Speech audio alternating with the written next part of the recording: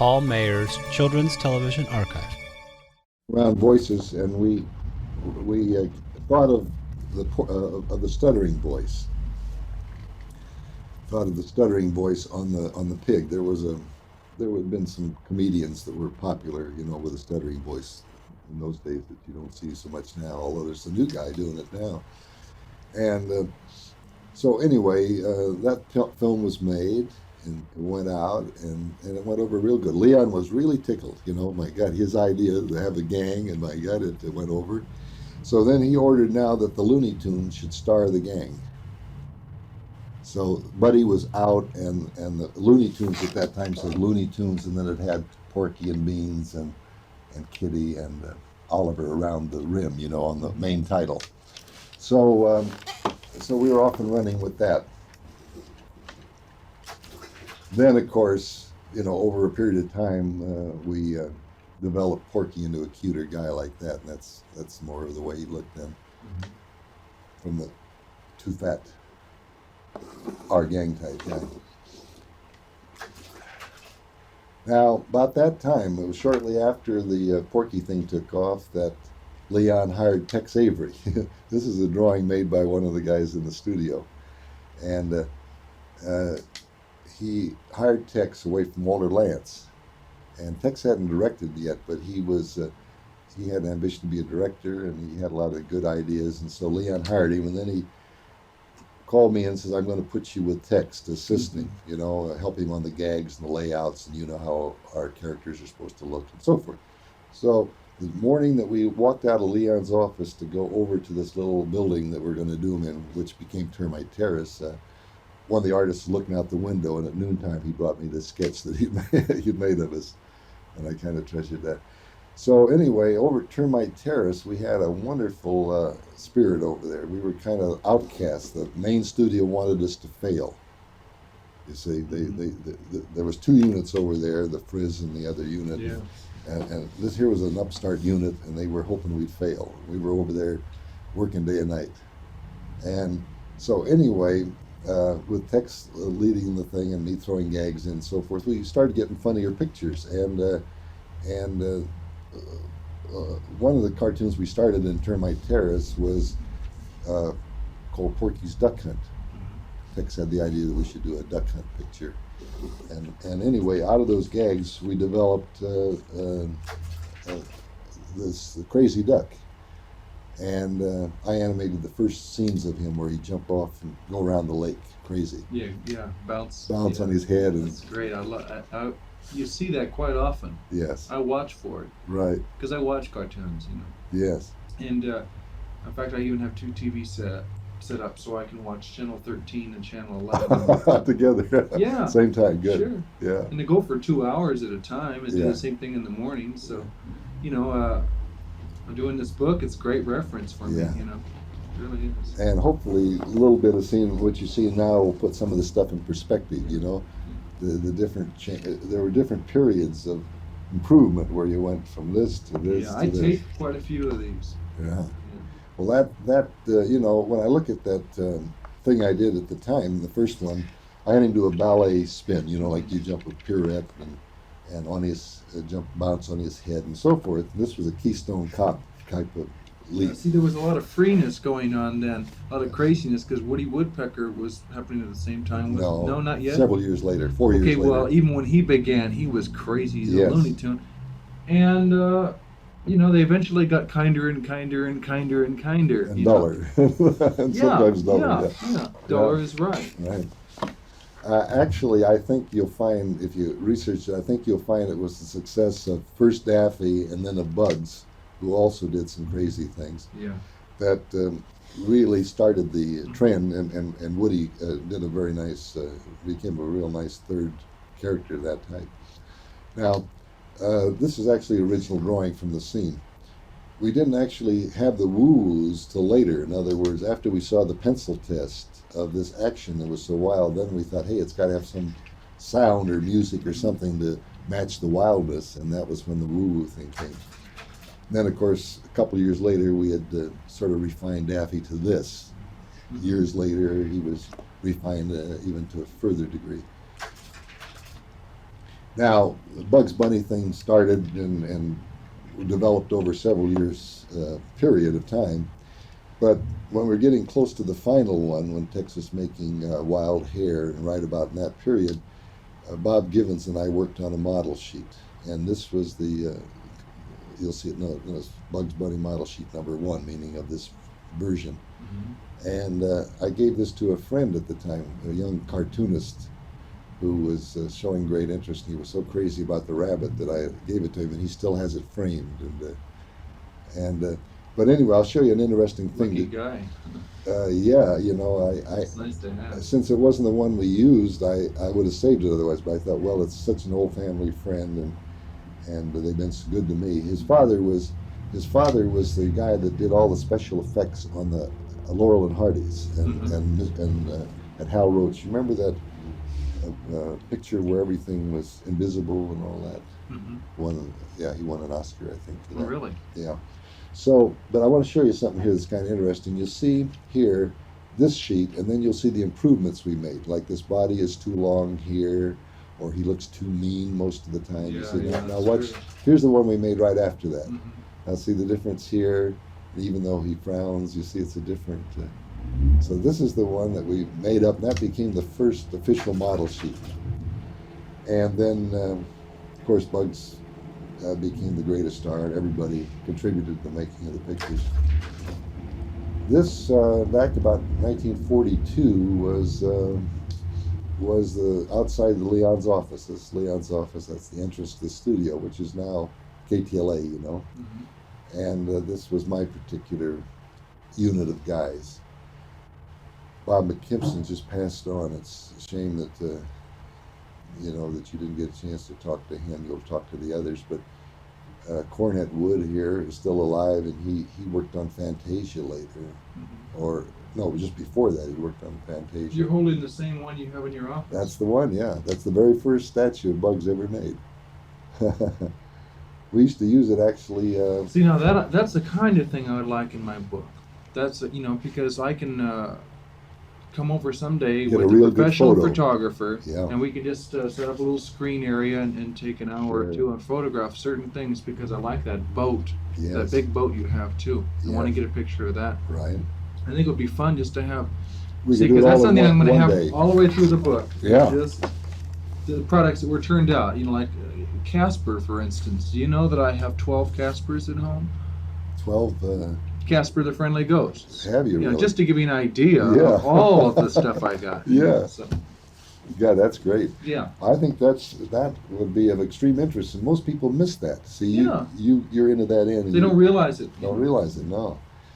And a kind of interesting thing I'll show you at the time is the way we would use that for the animator to see how he looked. Say if you're looking down from a tree onto him, mm-hmm. Say a bird in a tree, and he's looking down, and he sees him, or if he's walking away from the camera, and they'd actually sketch right from that, you see. This particular picture I really like. Now, there's an awful good guy here that you maybe want to talk to. He was just starting then, and that's Bill Melendez. See him peeking over my shoulder there? Those are the Peanuts cartoons that he's done. Those, yeah. Yeah. Okay. Now Charles Schultz, he's not, I'm sorry to keep doing this to you, but it helps me. Now he's back, he's up north. Up north, yeah. I have his address. Yeah, that would be helpful to me. Sure. And he, you know, it'd almost be worth the trip up there to go to his place where he does his work and all the merchandise. And I'd love it. I'd love it. Right. If you like, I'll give you a letter of introduction to him. That would be super. You know, if you could do that, that'd be so nice. When Sodi and I were in Honolulu and spoke there to a large group on cartoons, and afterwards they came up and they gave me a beautiful Snoopy insignia that they had made for their local scout troop, you know, and this is their way of giving me a gift. When I got it back, I said to them, I said, well, this really belongs to Charles Schultz. So when I got back, I sent it to him, and he really got a kick getting that. He has quite a collection of things. That's probably the biggest phenomena, I think, since Mickey Mouse. I mean, the Peanuts. It sure is. Because that's, I don't get all the Peanut stuff I see, because if I were to, And you know what? Why you see it all over Europe? Peanuts are just all over Europe. It's been on the stores. Yeah, right. And now, okay, here also is a fellow that's alive, but he's back in the East, Mike Sasanoff. He was a wonderful artist, laid out my backgrounds, and he became almost like my right-hand guy, assistant. He'd go out when I want to work on story at night by myself, and I'd say, hey, Mike, you want to go with me? He wasn't that much of a story man, but he was a great guy to be humorous with, and he worked any night. Bounce off ideas with. Right. Yeah. And so we'd go off night after night and work on the stories, because sometimes the guys that were paid to be writers, they worked hard all day and they didn't want it, It wasn't going as well as it should. So I thought a lot about Mike. I think he's quite a guy. Okay, here's the shot of the same statue you see today. I didn't see the Beany head. Yeah, that's for the life-size dummy. Huh. We made up a dummy. I'll show you this. That's the mold, actually. Yeah. Paul, I'll show you that. This was another character that I introduced at Warner's called Beaky Buzzard, which of course was based on Mortimer Snurd. Bergen's Mortimer Snurd. Which way did he go? Which way did he go? He was kind of the guy who was back all the time reluctantly. Oh, no, I don't want to know. No. Yeah. Here, let's hear you do the voice. You do it pretty good. Oh, I don't remember what he said. Yeah. I think I remember him saying, "Which way did he go?" Yeah, and that was also that Lenny Dog did that. It was like the. Oh, was that? Because I remember that. But we used the line on a lot of places. You see. Now. This really came about because I had worked with Bergen a few years earlier, you see, and then he was making some shorts for Warner's with Charlie and Mortimer in them, and so actually I got a hold then of the Mortimer shorts and ran them with the animators. We really got some of his characteristics down pretty good. And one time I think I had Bergen come over with Mortimer and just to show it, just to do a few things for the animators. They got a big charge out of it. Then I made the first Tweety cartoon, and that's the way he looked. That was actually the first color drawing ever made of him. It was just made for the wall, you see. But he had the blue eyes then, even though we couldn't always carry it in the detail. It's in the next room, yeah. And that's. I think Sodi found that just away in the storehouse, just all rolled up, a little piece of paper, and she surprised me by having it framed like this, and it's been on the wall ever since. And of course, you can see the refinement on him from that to that. This was a couple of photos taken by a Warner Brother record company, because Tweety had suddenly made a big hit in Paris, in France. So there was a TV superstar movie compilation that was doing big business, and then there was a record. They put out a Tweety record. It's called Tweety there, and so they came over and took these shots. I have that little statue you're holding there. Have you? Have you got the one on the cage or the one on the floor? The one on the floor. Yeah. And Tweety's got his, the little record actually that's in there is on his head there. That's the cover, and it's actually it won a gold record or two.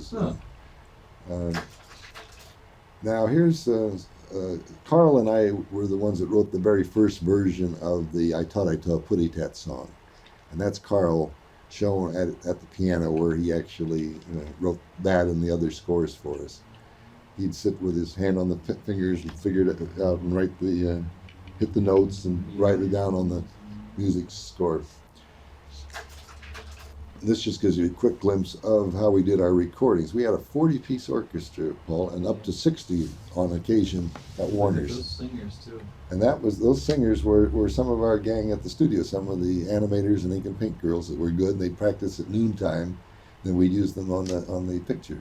We also, of course, used the Sportsman Quartet and people like that. See, and over here you'll see Leon Schlesinger and Carl Stalling and Treg Brown, the sound man, who was so great on the sound effects. Couple more shots. This is up from the booth. This is the same booth where I used to sit and watch them record the music for the Humphrey Bogart and the pictures and the musicals and so forth. Errol Flynn, Betty Davis. He'd mix it up there, and you can see the orchestra is separated so that the microphones pick up the woodwinds and the other things. They're all got a separate mic on them. Yeah. That's Carl just starting to lead the orchestra at the beginning of a recording. The music was going like that. And that's Treg Brown again, sitting down there at his elbow.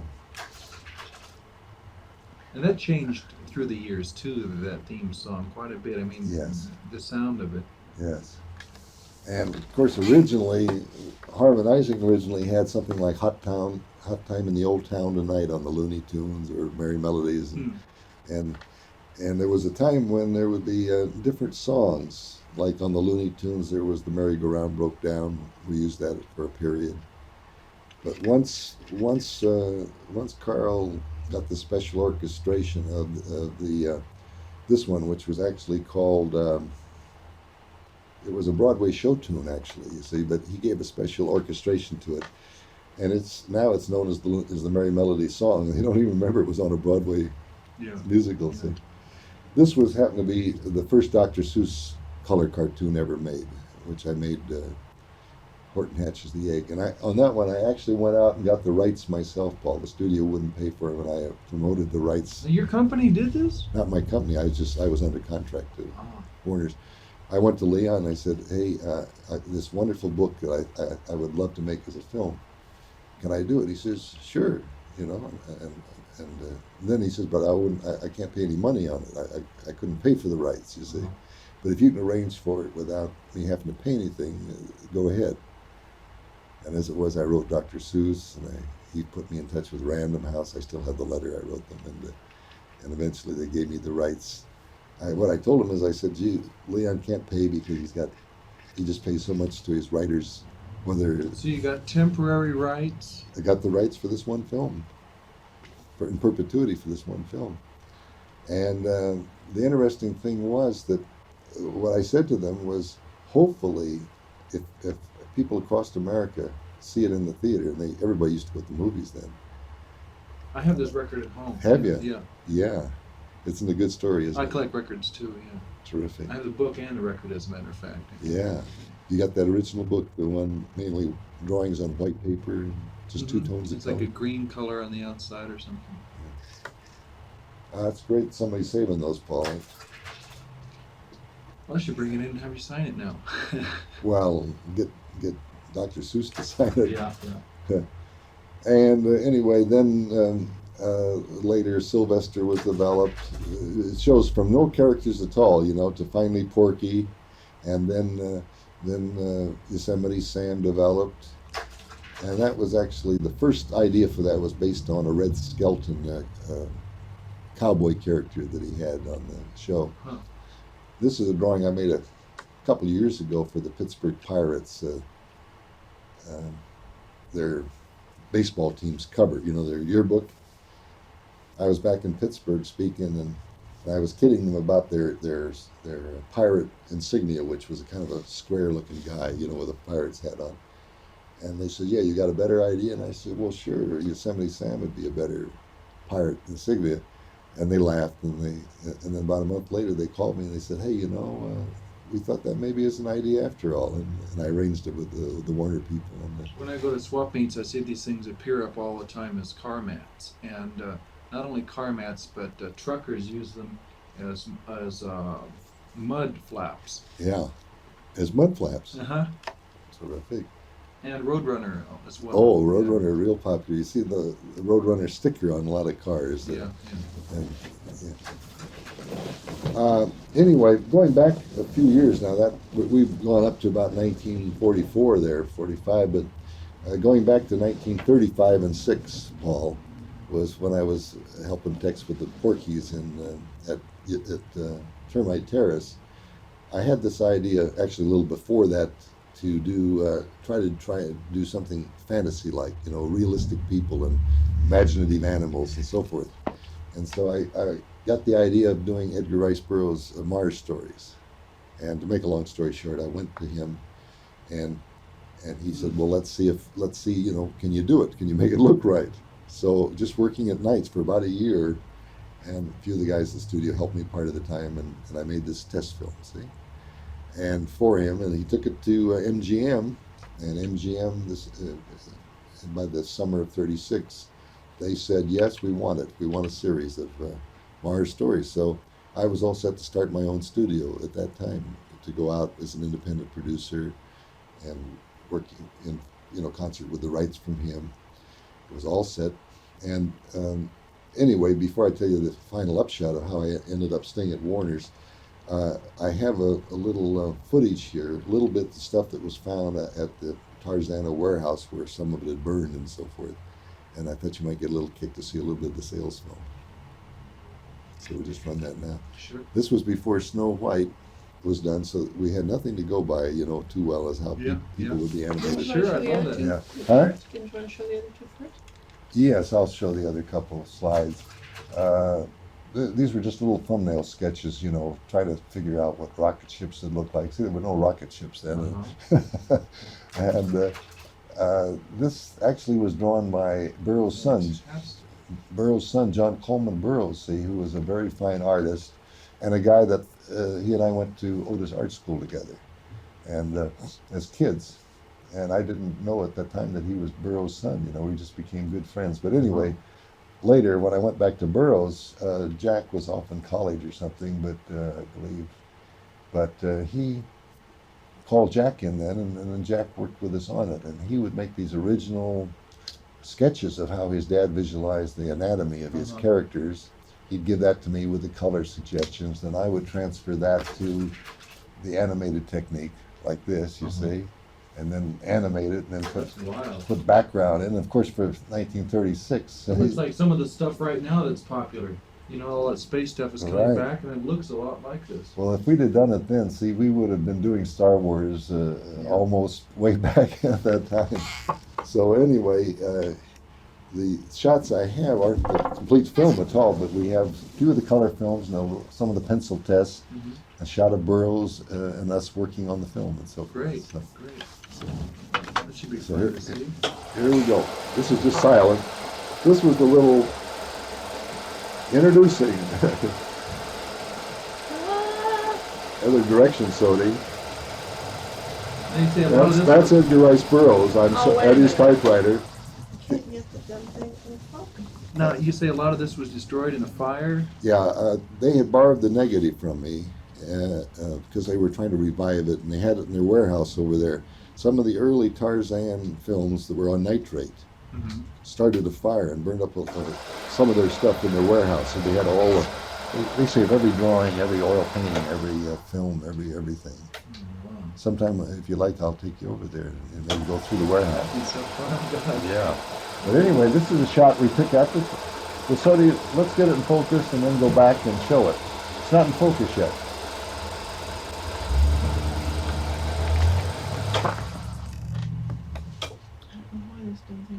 Well, don't worry about it. Just play with it until you do.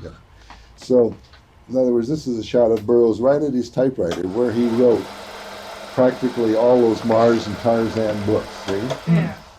Okay. Now, do you want me to go back? Yeah, go back and let Paul see. That's Burroughs. At his typewriter. That's the way he write his script. Sometimes he dictates them into a dictaphone. The girl would type it. So this was just shot to say, hey, here's how it's done. Burroughs writes the stories and we animate it. It was just kind of a little pumped up publicity sales film. Sure, use it. Then give him an idea all the things that he got out.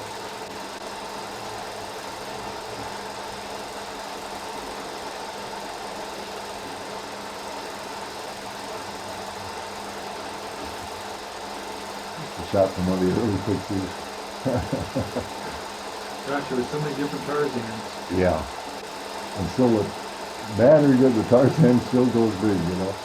Look at this fake leopard here, too. He's throwing out. Now, this is actually a shot of John Coleman painting one of the backgrounds for the final picture. And we're working on the musical score. This is John's wife helping us ink and paint the coats. And that's my hand there. See the Donald Duck doll? That's one of the very, I think, the first or second one. Now, that's my hand there drawing. Of course, I get a little stop motion stuff. And there's John Carter running. And then he's dueling his villain here. Could be Darth Vader with a little extra pin plating. Yeah, that's right. Exactly and put some lights on the swords, you know, some...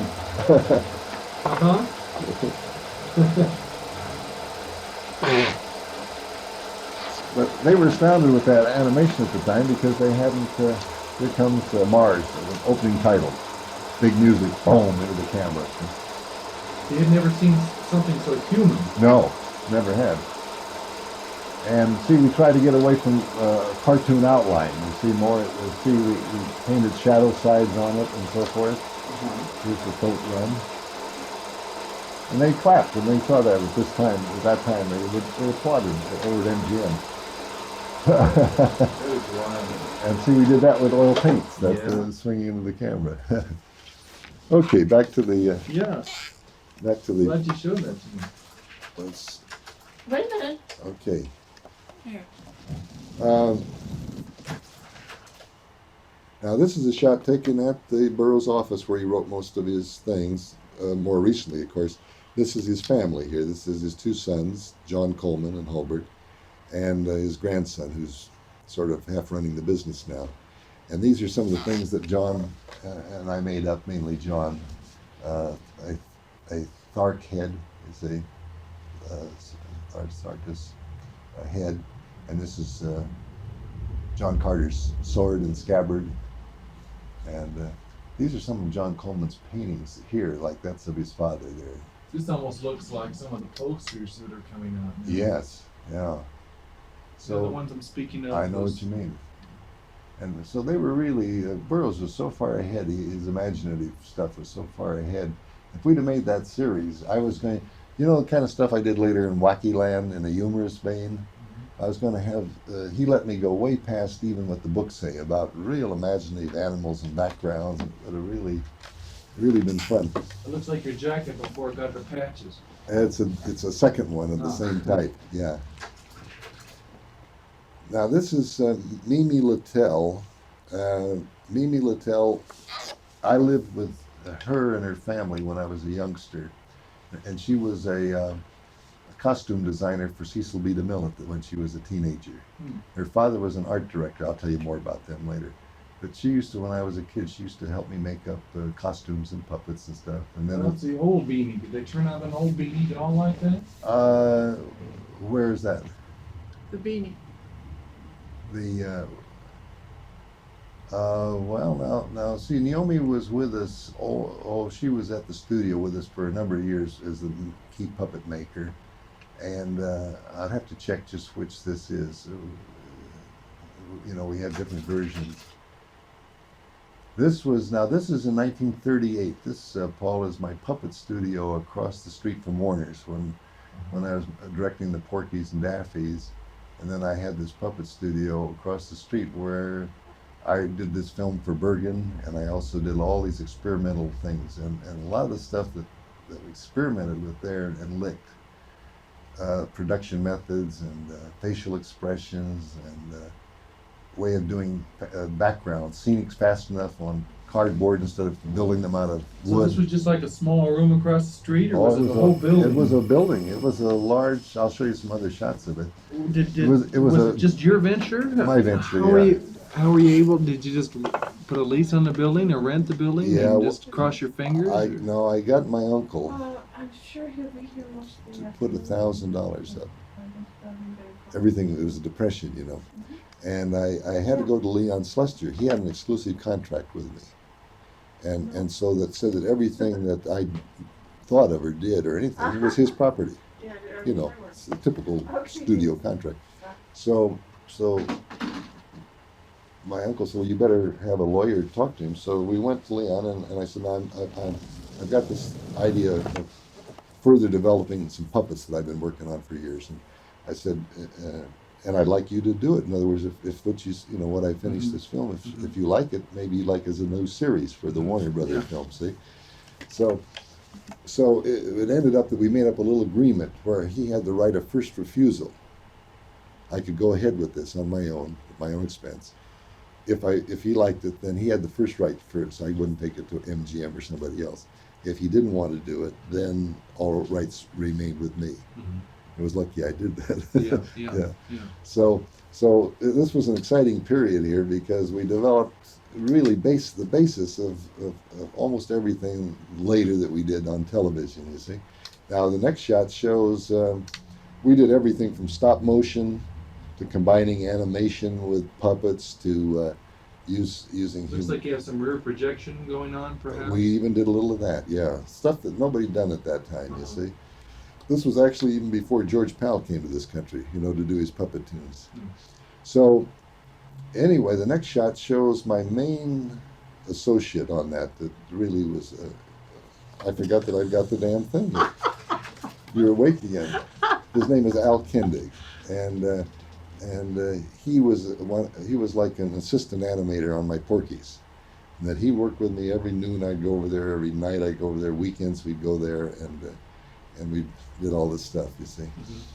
Now, one of the things we did along with the hand puppets and everything else was we did stop motion. We were trying to develop stop motion, and he and I invented a patent, which is patented in Washington, a way of getting puppets to move as accurately as drawings, A Gumby.